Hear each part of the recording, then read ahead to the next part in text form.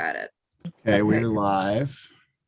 Okay, good. All right, good evening, everybody. Good to see everybody virtually. It is Wednesday, February 23rd. Adequate notice has been given, and we will go ahead and start by saying the Pledge of Allegiance. All right, good evening, everybody. Good to see everybody virtually. It is Wednesday, February 23rd. Adequate notice has been given.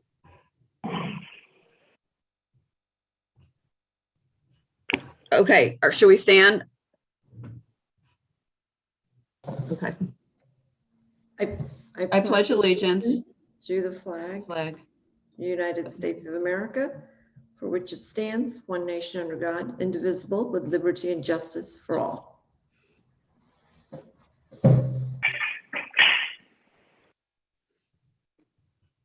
Okay, great. So I believe we are going to start with recognizing our own. James and LaDonna Sutherland. Are they here with us? I believe they are. Chris, would you let them in? Yeah, they are in. Oh, okay. We'll have them start. We'll see if we can start their video here real quick. Okay.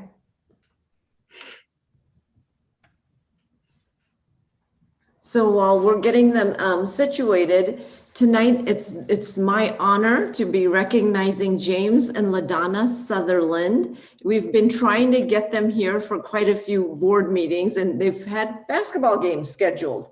And so we finally have the opportunity to recognize them today. So I am so excited to have both of you here today. Even though it's virtual, I was hoping it would be in person, but we will make it happen because your schedules are busier than our schedules. So their journey actually started 17 years ago in Clayton. James happened to be at a basketball game, and he watched and he noticed that we didn't have an announcer that night. So he went up to the AD and said, how about I volunteer and announce for the game for you? James actually has a degree in communications from Missouri Baptist with an interest in broadcasting. So why not do that, right? So he went up to the AD. The AD said, absolutely, and the rest is history. He has been announcing our basketball games, boys and girls, every single game. LaDonna has been, for a while, she actually used to sit in the bleachers with the parents and cheer on our kids and the games when James was announcing. They both have 5 children that all graduated from Clayton High School. And so it ended up becoming a family affair where their children would also help with like keeping the clock, keeping the stats, etc. And then once they left to go to college, LaDonna stepped in, and ever since then, she has been keeping the stats for us for all of our games. And here's the fun fact, right? James is actually a firefighter during the day for St. Louis City. LaDonna is a counselor, I believe, at Parkway Northeast Middle School. And when the schedule for the season comes out for all the boys, think about that, all the boys and all the girls basketball games, James blocks out his work schedule so that he can volunteer and make sure he's at our games. And his colleagues help cover the shifts. And many times, like James comes, does the announcing, which if you haven't heard him announce, he's phenomenal, and goes back to work at night. So they say it takes a village. These two individuals truly are amazing examples of dedication, commitment, and truly what gives our kids and our staff the Clayton experience. And I get to meet them every time I go to a game, and they're just positive and energetic. And I can't say enough good things about you two. So I just want to thank you on behalf of everyone for your dedication, time, and just being amazing human beings. So I'm going to mute myself and allow you to say a few words, if you may, please, before we head on to the rest of the meeting. Awesome. Thank you very much for your kind words. They mean a lot to us. It's a family. We've been doing the games for so long now. There are on a few occasions where I've had to be out of town and miss a game. It's like missing one of your own kids' games. So I'm really connected with kids. I'm like their biggest fan. So it just makes my job a whole lot of fun. I try to bring a college type atmosphere to our games. So when people come, they'll remember it and want to come back. And it's been a pleasure, my pleasure. I enjoy doing it. I enjoy seeing the kids. I enjoy the kids getting enthusiastic about hearing their names called or coming up to the table saying, say this, say that, say this, say that. So it's been exciting. Wouldn't change any years on it. I have enjoyed it, and it is true. I am stalking him. He has pulled me along the way, and She so just wanted to come be near the announcer guy. So she's a big we fan. used to have Friday night dates in the stand. So I would watch him, and then now I'm right next to him. So we enjoy it. We are glad for the opportunity to do it. We have enjoyed our experience at Clayton. All of our kids have graduated, so no problem. Always giving back. It's our service. We're happy to do it. Yeah, and, we also want to make note of Steve Hudson and Tashawn Young help make our jobs super easy. They're always there, anything we need, and they just do a great job of preparing and getting everything ready for us. Our clock keeper, David does an outstanding job. David Willie does an outstanding job too. So it's refreshing when the referees come over to our table and they say how they love coming to Clayton. So we try to make it as best a professional atmosphere for them, and they really enjoy coming. So that means a lot to us. Yes, it does. And actually, this is year number 18. We're finishing up year number 18. It's hard to believe it's gone by that fast. We just had a coach from one of the other teams is a Clayton graduate, and now he's gone on, he's coaching, and he's got a couple of kids. Starting to make us feel like we're getting a little old. Never. It's great to see the kids come back. Well, thank you so much. And you know what? They love being there. The referees love being there. The other students love being there because you create that atmosphere for them. So thank you again. Thank you. Thank you very much. We certainly appreciate it. You bet. And thank you for the great music you play also, by the way. Yes, Mr. DJ, he is. Yes. Well, thank you. Thanks so much, guys, for your commitment to the district and spending time with us. I know that there's other things you could be doing at night together, and we appreciate you being with us and all of your hard work and dedication. It's very meaningful to us. So thank you both. Okay. Well, have a great rest of your evening. Okay. Take care and be safe. Very much. Thank you, guys. Thank you. Bye. Thank you all. Okay, so I think Dr. Patel, you're up. Okay. Thank you. So we will, Chris, if you don't mind pulling up the presentation, thank you so much. So I'll give the superintendent update at this point.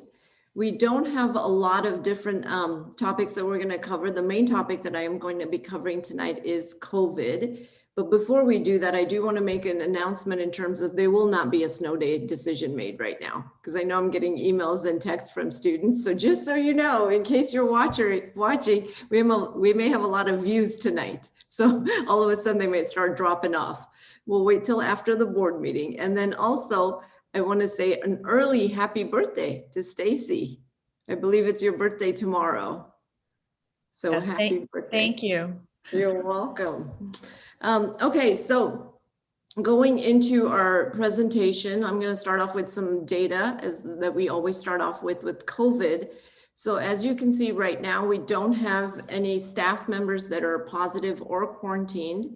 We do have 3 students that are positive, with 4 students that are currently being excluded from school, which makes our positivity rate 0.09%. Again, the direction we want it to go in, and staffing has been completely different than it was a few weeks ago when we were in the middle of the surge with the Omicron. Our next slide that we always show is the slide that shows you basically, and Chris, if you can change that for me, the positivity rate. There we go. Thank you.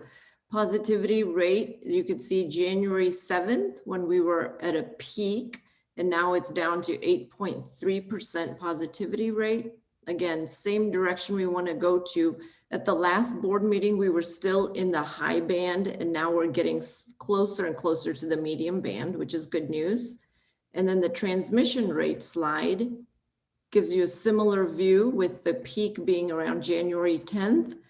And now it's dropped down to 17.4 cases per 100,000. That's your daily new case rate for the county. Now, what that shows us when you look at all of that data is basically where are we headed with our mitigation plan.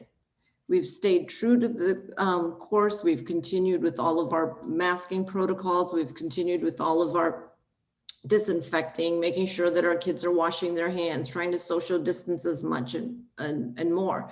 But some of the things that I would like to talk about today is like trends and patterns is what we've continued to do. And Chris, if you can get to the next slide, please. Trends and patterns we've always looked at, and we've always said from the beginning of the school year that we'll look at everything per quarter. So once we know what our trends are in terms of data positivity rate, transmission rate, we'll decide what we want to do in the next quarter and the next quarter. And moving into fourth quarter, we're trying to decide, okay, which direction are we headed based on the data?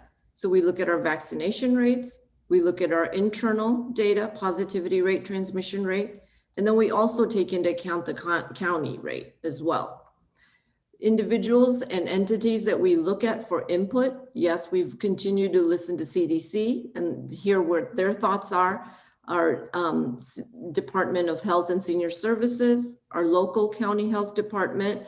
Remember, every week since basically March of 2020, we have a weekly superintendent's call where we're talking to each other about their community transmission rates, school community transmission rates, their mitigation plans.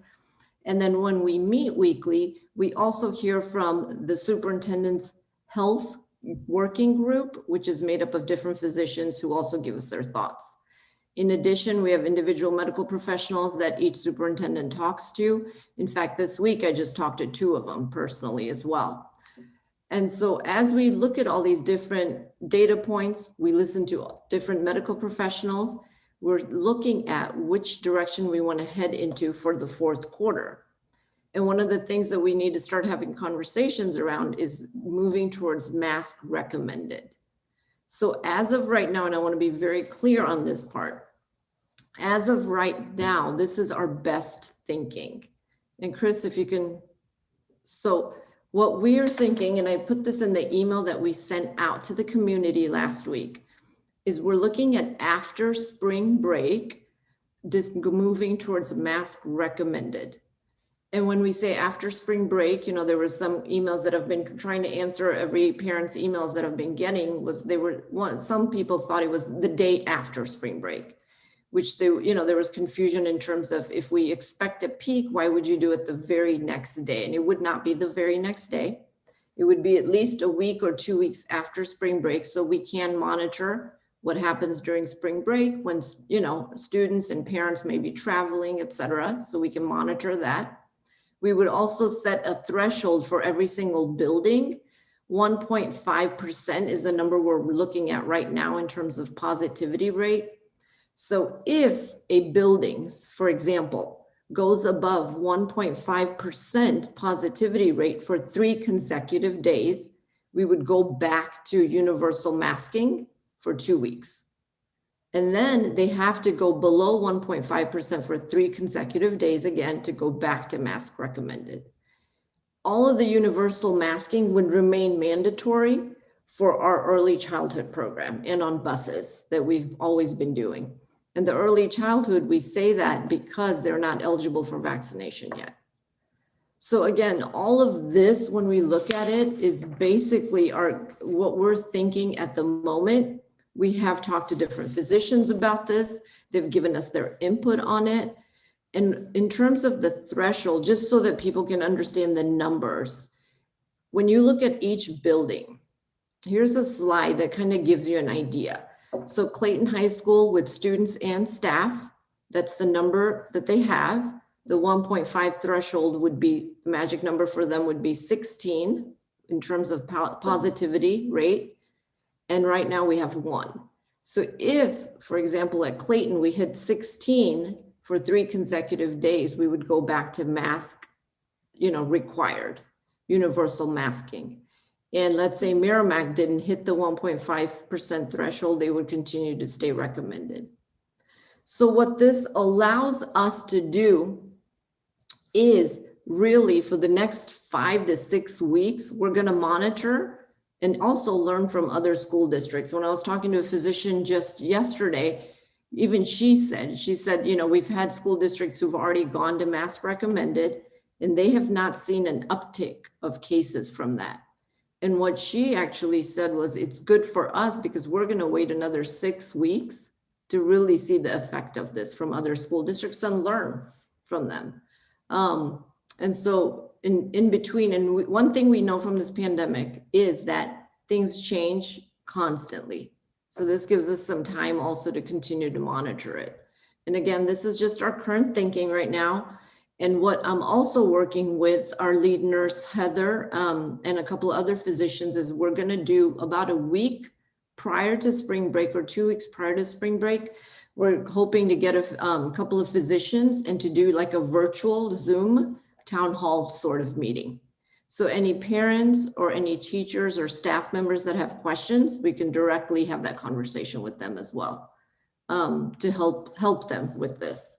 So, and I know that they're going to be willing to do that. So we're going to host one of those as well to clarify any questions that anyone may have and may want to talk to them directly. And so that is what I just wanted to share tonight in terms of where we are with our plans and our thought process. Again, this is just our best thinking at the current moment, but I think it's time to at least begin to have these conversations. And so with that, I plan on sending out communication in another couple of weeks, just we can continue to monitor where things are, send out an email, and then go to spring break, see how things are occurring, and then come back. And then hopefully things continue to trend in the right direction. So that is all I have today. And now I'm going to hand it off to Aitana. Thank you. Can everyone hear me all right? I know my sound was a little, no? Okay. Yeah, no, we can hear you. Okay. So last week, I know I got to say that our girls swim team got first at conference, and now they actually went to state. Sorry, can everyone hear me? Yes. Okay. So they actually went to state this past weekend, or this past, I think it was Thursday and Friday, and they took third at state and then got a lot of like individual awards. Yeah, and I think they broke some records in there. And I think there's a picture on the next slide. Yeah. And then our hockey team also made state this past Monday, I believe. So they haven't actually gone to state yet, but they won the game that they were qualified for state at. So they're going to be going to there soon. And then we also had 2 wrestlers who went to compete at state this past weekend, and one actually got 3rd place in his division. So yeah, moving on to more of our like academic teams, you could say. So our lots of teams are going to be competing this Friday morning, weather permitting, at the Clayton High School. So it can't necessarily be like in person with all the other schools, but they're still going to be able to compete, with a community of their friends and peers. And the speech and debate team had their first fully in-person tournament this past weekend at Marquette. So they've been having their like half in-person, half virtual tournaments where they can, compete from school, but their competitors are, they're still like online. So they still have to do their rounds through Zoom, but they were all at Marquette this past weekend. So they got to see their competitors' faces and speech and debate in person. And then our Science Olympiad team took 2nd place at regionals a couple Saturdays ago, as well as our Quiz Bowl team. They got 1st, 2nd, and 3rd at a couple WashU competitions this past weekend. And now lastly, we have, I want to say like an uptake in club involvement lately. So on this next slide, I put their Instagrams down there in the bottom right if you want to follow them. So we have this new thrift club. So the thrift club is focusing on going out and finding cool items to thrift and then selling them back to people at school so that they can raise money for some organization.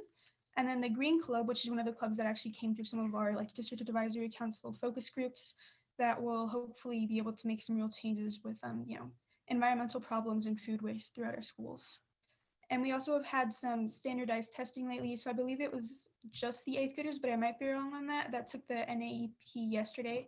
That's just like a standardized test. And this coming Wednesday, the sophomores are going to take the PSAT and the juniors are going to be taking the SAT, and the 9th and 12th graders are just going to be having asynchronous learning days. And then we're going to hopefully start to resume our Captain Wydown District Advisory Council meetings soon. We kind of took a pause on that just because COVID was looking kind of bad, so we didn't want to, put any of the younger students at risks. But I think in the coming weeks we're going to try and go back, and we can hopefully have more updates that are not just so, high school oriented. And lastly, I just wanted to go over some of the things I've heard about, the new mask rules around school. So mostly I've heard that people are comfortable with going mask recommended. They are mostly worried about the spring break thing, but I think it's good that we're clearing up that it's not going to be just directly after spring break. It's going to be like a couple weeks after spring break that we're going to be able to go mask recommended. And the other main thing that they're scared about is, for the students that are immunocompromised, or maybe teachers who have young kids at home, or more situations like that, how we can adapt for those students, if we can maybe move seating charts around just to make everything more safe for those students. Yeah, that's all I have. Thank you.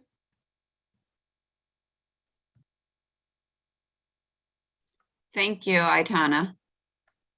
That was great. I apologize for my dog barking in the background if you hear her. So I think we are going to move on to our high school library renovation.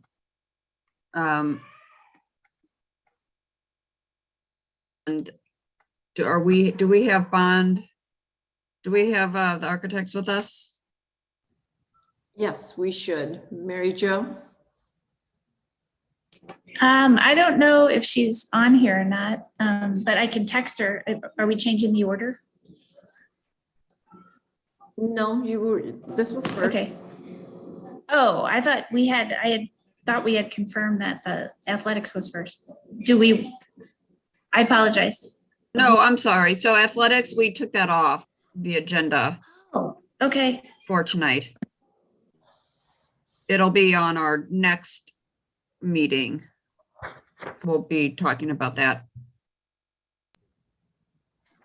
Mary Jo, I see Sue is on here. Hi, Sue. Okay, great. Hi, everybody. Here she is. Awesome.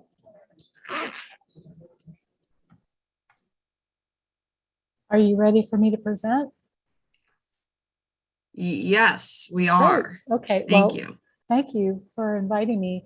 And first off, let me apologize in advance if you hear barking. I did come home earlier today and doing what we can to occupy them, but you never quite know. So is it okay for me to share my screen? Yeah. Yeah. That would be- Yes. Okay. Can you see a floor plan? Okay. Yeah. Yes. Good. Okay. And let me know if you have questions while I'm presenting too, and make sure that you understand what I'm showing you. So this is a floor plan of the current library. Can you see my cursor as well? Okay, good. So the current entry to the library is here. The long hallway goes to the front entry to the campus and the school. You come in and there's an elevated section of the ceiling with some windows, clear story windows, with the main service desk here. There are some rooms here used by IT and as offices. This section of the area is the high density shelving. Then there's a staff area with a small kitchenette. The main open area of the library is here with chairs and tables. And then there are 3 classroom spaces here facing south in the building. So I wanted to kind of get you oriented. We have 2 classrooms here on the east side. One, I believe, is English, and the other is an SSD office. Isn't that correct, Mary Jo? Yeah.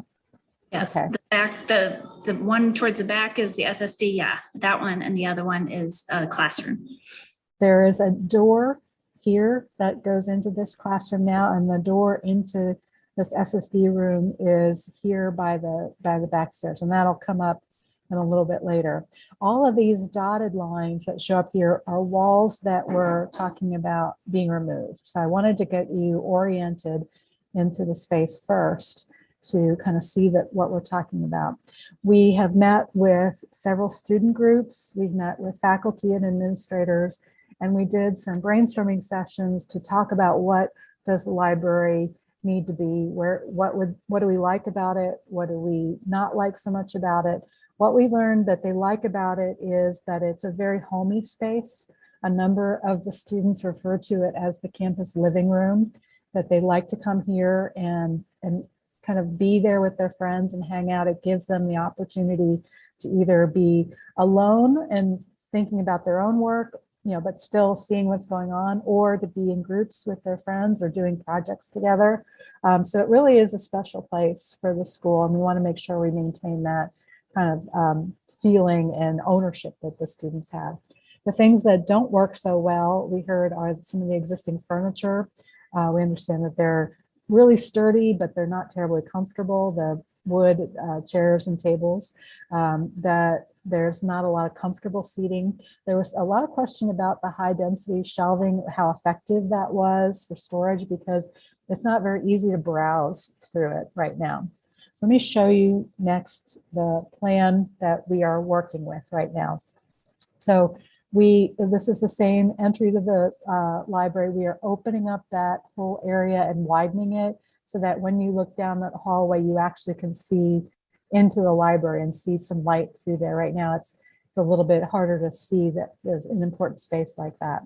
Then as you walk in, there's some areas of groupings of soft seating. This one we've placed underneath that elevated ceiling with the natural light.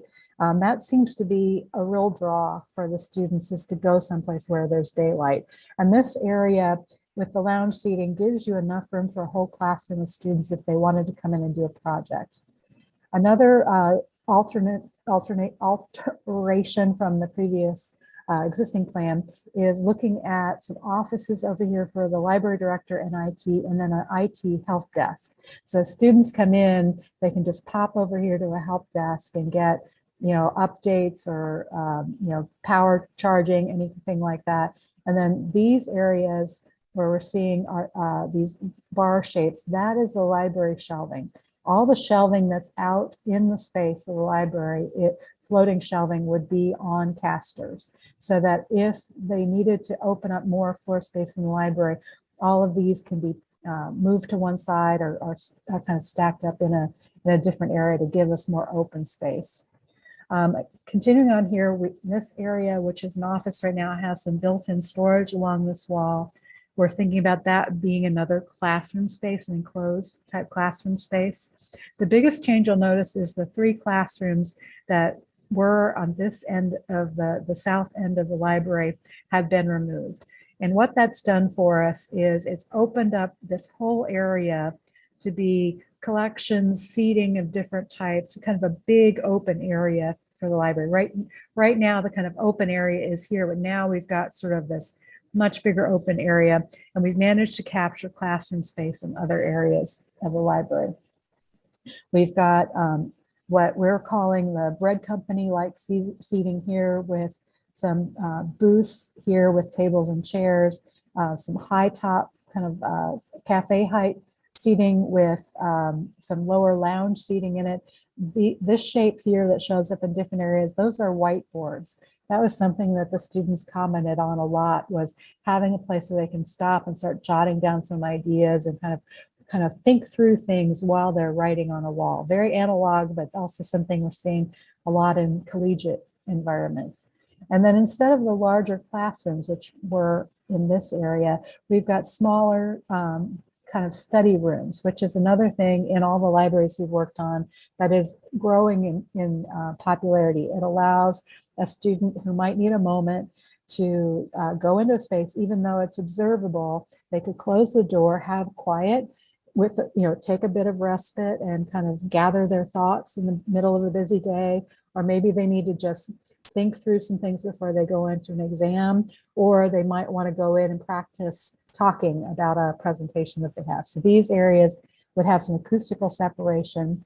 We're proposing doing different kinds of seating in those areas, some lounge, some more structured, to allow the students to use them in different ways. And these areas would also become equipped with technology, so you could do group work sessions in there. And then over in this area, which has really the nicest daylighting, we would gather most of the tables and chairs here. And this would allow, in this particular area, a lot of the professional development activities that would happen. So these ranges of shelving could be moved out of the way, and about 50 people could be set up at tables and chairs in this area. And they could also use these lounge pieces as breakout areas. This area represents the service desk, the circulation desk for the staff. We placed it here. We looked at different places. We've settled on this location because it's close to this gathering area, so they have good visibility into just about every corner of the library. It's also visible as people are coming into the library, so if they need help, they know where to go. But right now, the desk is in this section where those classrooms are. There's a limited visibility over to this corner, so that's what we're seeing as an improvement there, and closer to the staff support areas as well. And then this lounge section over here has a feature wall where we're including right now a electronic fireplace. So it would be kind of a focal point, a gathering place against this wall. On this wall would be a large format monitor that you could use for presentations. Mary Jo, did I miss anything? No, and I want to apologize because I was a little distracted trying to get you on.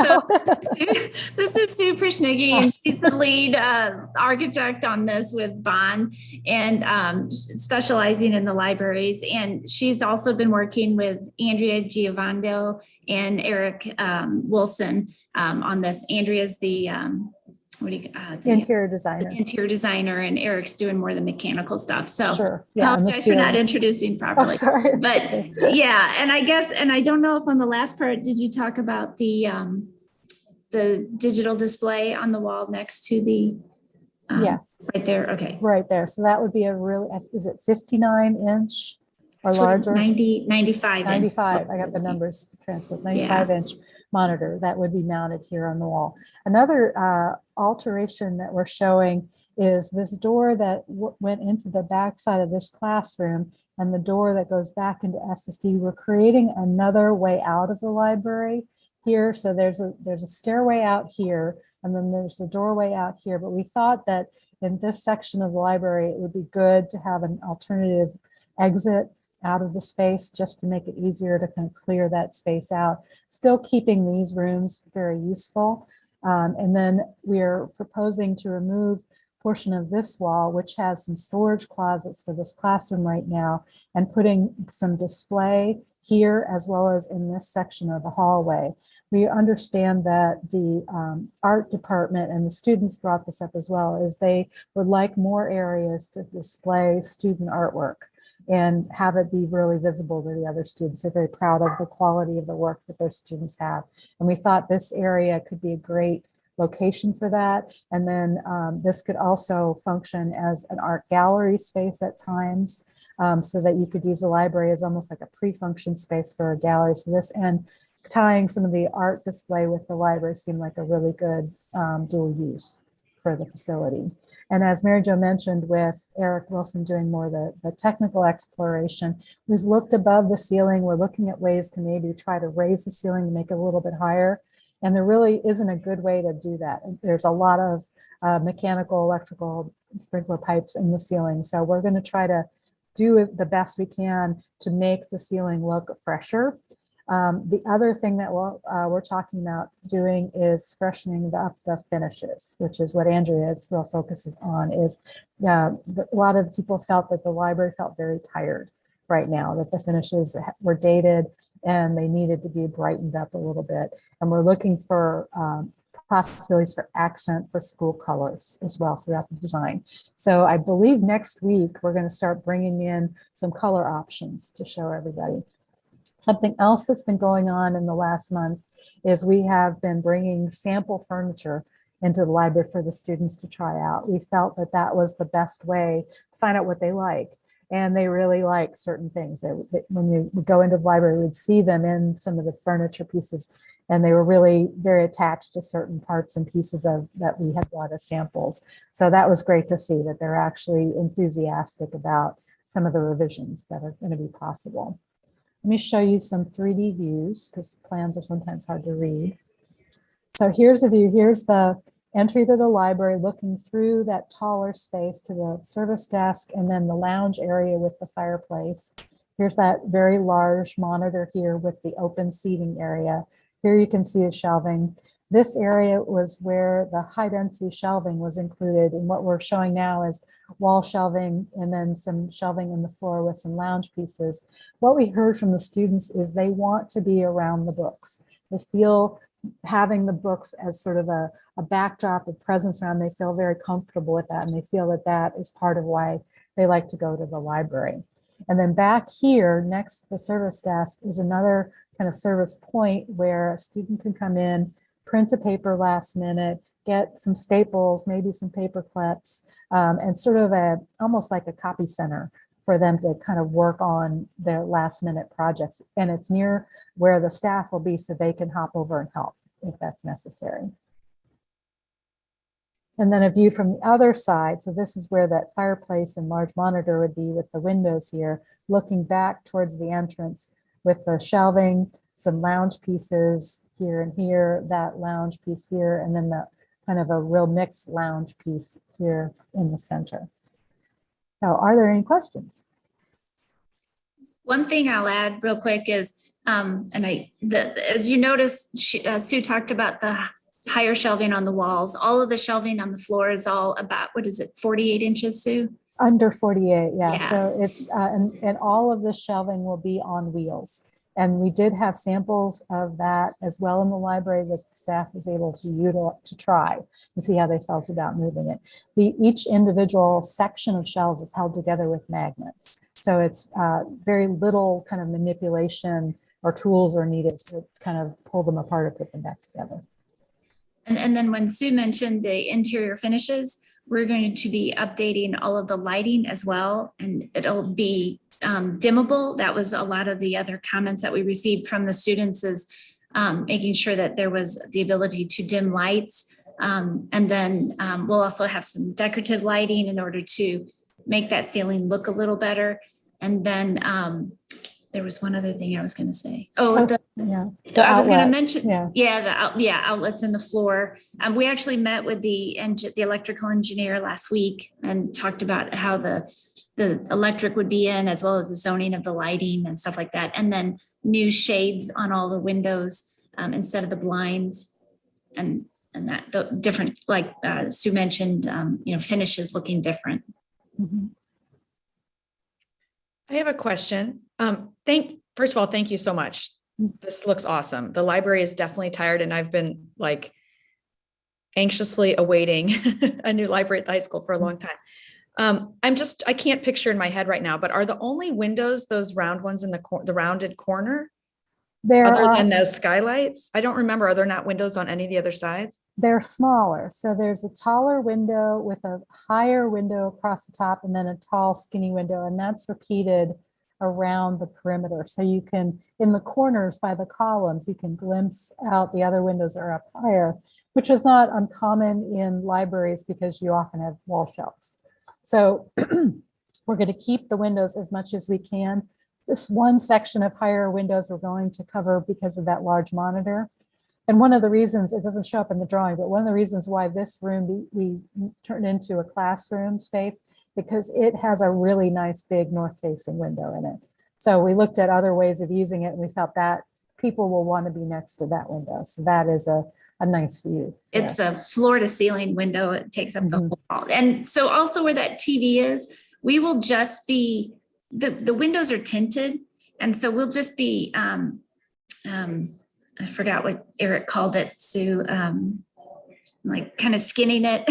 Yeah, covering over that. Covering over it. Here. So from the exterior, there won't be any difference. It'll still look like a glass window. And then again, flexibility, if we ever wanted to change or to move it, it's just drywall over the windows and enclosed. So right. And so here's the fireplace. It'll be a long linear fireplace, not it'll be very decorative. It's not meant for logs and that kind of thing, but it's just a decorative feature. They, the students talked a lot about the hominess of this space, and that's part of what they like. So that was a feature we think will be very popular.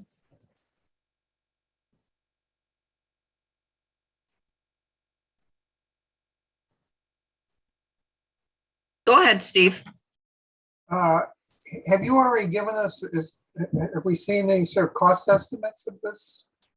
We have done a preliminary cost estimate, and it's currently in the budget.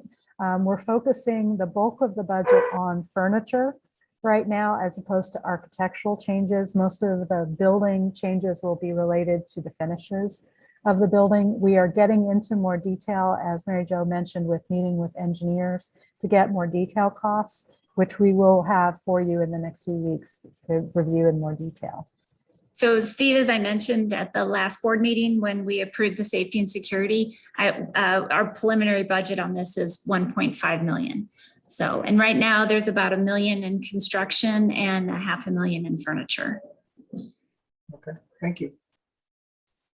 I can bring up one thing we have heard a lot about was schedule. So our goal is to have this under construction over the summer, which could potentially have some impact to how the library is used over the summertime if it is under construction during that time. So there are things that are going to be discussed academically on what other spaces might be available that are currently being used in the library. And the goal is to get the furniture ordered soon. Those are some of the longer lead time items, so that the bulk of what you're seeing on this design will be here in time for school to start. But we all know how that's going these days. So nobody can make guarantees about when everything will be completely done, but we're targeting the things that are longest lead time to get them ordered sooner than later. And one other thing from this angle, you can see the entrance to the library has a different door. And so it will have a different glass front door, as well as branding to make it, and with those glass display cases, it will have a much different entry look at it when you come down the hallway. Mm-hmm. Well, it looks great. I appreciate all of your hard work on it. And I think this is a really good opportunity for us to think about the social emotional needs of our kids and how we can incorporate that into the library. And I like that you have those kind of those quiet rooms. Has there been any talk maybe about trying to add some ping pong tables or something like that for kids? That could be kind of fun for them to just, give them a break during the day and something like that. There was a lot of talk. Chess came up a lot, that there's a real strong core group of people who enjoy playing chess. There's some people who enjoy the puzzles, crossword puzzle, not crossword puzzle, jigsaw puzzles. And I think that could continue to happen in a room like this, where you have some room to spread out, and then you could spread a whole chess tournament out inside the library. I hadn't heard a more active game like ping pong coming up. There was a lot of requests for quiet space, because there are other areas in the school that you can go if you're looking for a dynamic, more energized space, maybe like the Commons cafeteria area. And I think what we were really focusing on are things that are a little bit, even though you may be social in this environment, but where you can find some quiet. And that particularly came up with these smaller rooms, was something the students really were looking forward to. Awesome. I will say, with the sample furniture that we've had, it's allowed the students to be in a more collaborative space. And every time you would go over there, that was where they were. So I think these areas where it has gathering spaces for them will really be the highlight of the space. Mm-hmm. Yes, Great. and these would be tablet armchairs where you could sit with your laptop or tablet and kind of work, or you could pull them together in a grouping or pull them away and have them individual. Is it Awesome. mostly chairs, or is there more lounge type seating like couches or bean bags or more comfortable seating? I noticed that was one of the things that was noted on the student feedback. So I see a lot of what look like traditional chairs in this architectural rendering. Is that just visually because it's not coming across in the drawing? So let me see if I can zoom in. This would, in the center here, these would be lounge pieces, modular pieces with some higher backs on them to give sort of a sense of an enclosure, even though we can, staff will be here and be able to see everything. This would be more of a lounge type space. Here by the fireplace would be more lounge type furniture here. And then in this section, this is the booth area where you have the continuous row of seating with tables and chairs. This area would have a high top table overlooking a couple more lounge pieces. And then over here by the entrance would be another section of lounge type seating as well. And we're even incorporating some decorative lamps in areas. That was something people brought up. And I think they used the word lamp to mean something cozy and more residential. There's a term in design right now, it's called resimercial, which is residential commercial, kind of a crossover. So that's kind of the look and feel that we're going. And that's going to be reflected in the finishes that we're showing. They'll have more texture to them and not bright colors, but some color to it. Right now, it's all very neutral. So we're looking at ways to make it feel very comfy. And that was the word the students used a lot. And then what about power outlets for laptops and that type of thing? Is there already enough of that incorporated in the library, or is that going to be, are there going to be more outlets in the floor or incorporated into the furniture? Or, I mean, and Sue, I can talk a little bit about that. When we met with the engineers, we're definitely going to make sure that those gathering areas have floor outlets around them. And then also the presentation areas. So almost like all the columns. So there's so many columns throughout the area. Lots of things are butted up next to that. And then we'll have mobile TVs that we'll be able to plug in there. And then all of those areas where you see seating, there will be flush. Right now, if you've ever been in there, they're monuments. I mean, they're like a foot long and like 6 inches high. And I think there's 6 of them in there right now. So everything will go flush and it'll be more centralized. It all has to be flexible because this whole space is flexible. So it might fit. I mean, we're not trying to get it to fit the existing furniture because the furniture could move, or the replacement furniture because the furniture could move. But at least it'll be centralized in the areas where, based on zones of what we expect use to be, it'll be available in all those areas. Because that was one of the things that the students asked for, was more plug-in stations for their phones and that kind of, and their computers and everything. Mm-hmm. And we also demoed some modular power towers that can be either charged and brought out and lasting a day long, what you can put pretty much anywhere, or the kind that you plug in and can be brought over from a wall outlet over to an area that a group can share. You might have seen some of those in airports if you happen to be traveling, because having— That's where I am right now, is at an airport. So that's exactly what made me think of it. Is I'm sitting in an airport and looking at the battery on my computer and noticing that there's not a single power outlet around me. So, yeah.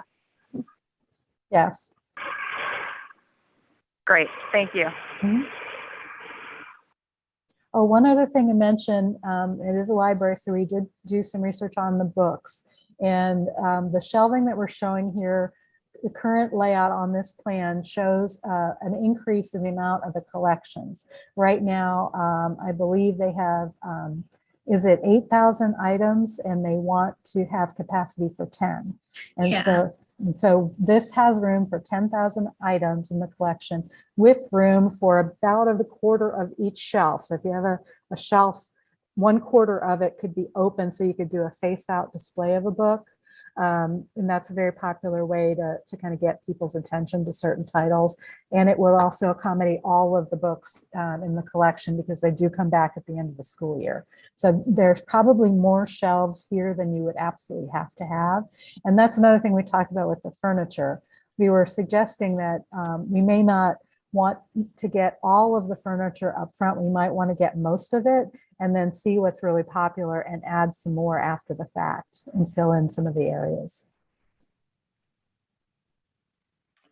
Makes sense. It kind of reminds me of a cafe. Mhm. Like, is there like have you all thought about maybe having like an espresso machine in there of some sort? Right now, their food is not allowed in the library, but we are going to have there's a kitchenette with a sink in the staff area. So for professional development, they might be able to have some food. But the students currently, as far as policy goes, are not allowed to have food in the library. Gotcha.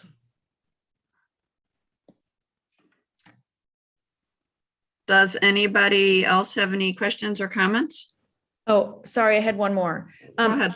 The two classrooms that I think you said it was an English room and an SSD room that I know one of them you said maybe the size didn't really change much because you're taking out storage, but correct me, was that what you said? I just wanted to check, did the sizes of those classrooms change in any way that would affect, comfortably fitting in however many kids we have typically in a class? And in this room, let me go back to the first drawing. Yeah.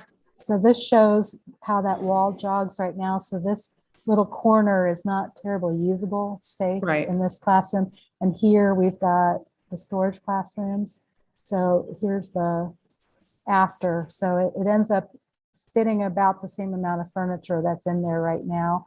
This area, the SSD room, I believe it's office space, isn't it, Mary Jo? Yeah, it's office space. And I think the intent is to not use that other space as a classroom any longer. So they're giving up the space as a classroom. Oh, okay. Yeah. It's not a heavily scheduled space. And the idea of having a gallery near the library that's also secure, but you can see into it was something that we'd like to try out. Okay, thanks. Sorry, I think I misunderstood. I thought just the outside wall was the gallery, not the whole room. Okay, thanks. Both probably, yeah. Okay. Yeah. So the walls, the students wanted space to display pieces that they were concerned that if they get touched, they might get broken. So that's what the display cases are for. But then there would also be other instances of more gallery work that would be like displayed throughout the larger space. Mm-hmm. And the art teacher was way on board. So that's why Dan was willing to give up the classroom. So. Mm-hmm.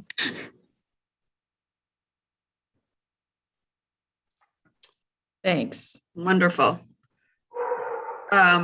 So is there any further, I can't see everybody. Any further comments or questions? Okay. Well, thank you so much again for the presentation. And we appreciate you being here tonight. My pleasure. Thank you very much. And we look forward to seeing this coming together. So do we. All right, I'm just trying to get back to my agenda that shut down. Okay, so I believe that we are on to the consent agenda. Stacy. Thank you, Sue. Bye. Okay. I move that the Board of Education approve the consent agenda for agenda item 6.02 through 6.04. Second. Okay, it's been moved and seconded. Any questions or comments? All in favor? Aye. Aye. Any opposed? Okay, motion passes. Financials. Financials. I move that the Board of Education approve payment of current expenditures and investments for January 2022 as detailed below. Second. Been moved and seconded. Questions or comments?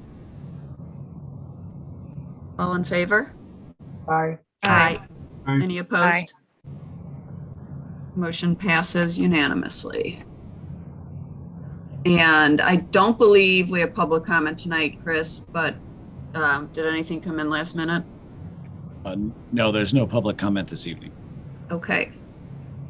So we are on to board communications. I had a CRSWC meeting, and so they're exploring what to do over there with their masks, and they will probably end up going mask optional too. I think what they're trending is kind of looking at what the county does with the mask mandate. The other thing that I'm trying to look at this memo as I talk to you guys. So apparently we have, and this goes back probably to 2000. We paid $20,000 a year, Mary Jo, for 400 employee memberships, I believe, and the city pays $10,000 a year for up to 200 employee memberships. And I think that is going to be increasing this year. Just to let everybody know. So the district will now pay $40,000 a year for up to 400 memberships. And the city's going to pay $20,000 a year. It's for up to 200 memberships. It seemed like they got a better bargain on that, but. No, and basically it aligns us to the corporate rate. There's been no increases in that at all over the past 20 years. And we just feel like it should adjust and keep up with the operations and go into that fund instead of the way we've been handling it. It's just a better method of accounting. Okay. Does anybody, let's see, were there any other meetings? Does anybody else have any? I had a PTO council meeting. How'd that go? Great.